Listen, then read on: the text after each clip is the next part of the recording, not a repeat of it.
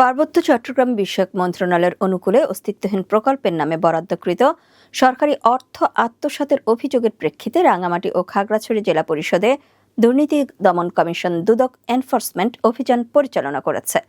দুদকের রাঙামাটি সমন্বিত জেলা কার্যালয় থেকে আজ 10 এপ্রিল বৃহস্পতিবার রাঙামাটি এবং খাগড়াছড়ি জেলা পরিষদে এই অভিযান পরিচালনা করা হয়েছে বলে দুদকের ভেরিফাইড ফেসবুক পেজে এক পোস্টের মাধ্যমে জানানো হয়। অভিযানকালে এনফোর্সমেন্ট টিম পার্বত্য জেলা পরিষদ, রাঙামাটি ও খাগড়াছড়ি পার্বত্য জেলা পরিদর্শন করে অভিযোগ সংক্রান্ত বিষয়ে নথিপত্র সংগ্রহ করে। দুদকের ফেসবুক পোস্টে আরও বলা হয়েছে, অভিযানকালে অভিযোগের সত্যতা পাওয়া যায়, তবে বরাদ্দকৃত অর্থ এখনো প্রদান করা হয়নি মর্মে টিম নিশ্চিত হয়েছে। অভিযোগসমূহ বিস্তারিতভাবে যাচাইয়ের জন্য দুদকের টিম প্রয়োজনীয় রেকর্ডপত্র সংগ্রহ করেছে। সংগৃহীত রেকর্ডপত্র পর্যালোচনা করে কমিশন বরাবর পূর্ণাঙ্গ প্রতিবেদন দাখিল করা হবে। এ বিষয়ে খাগড়াছড়ি পার্বত্য জেলা পরিষদ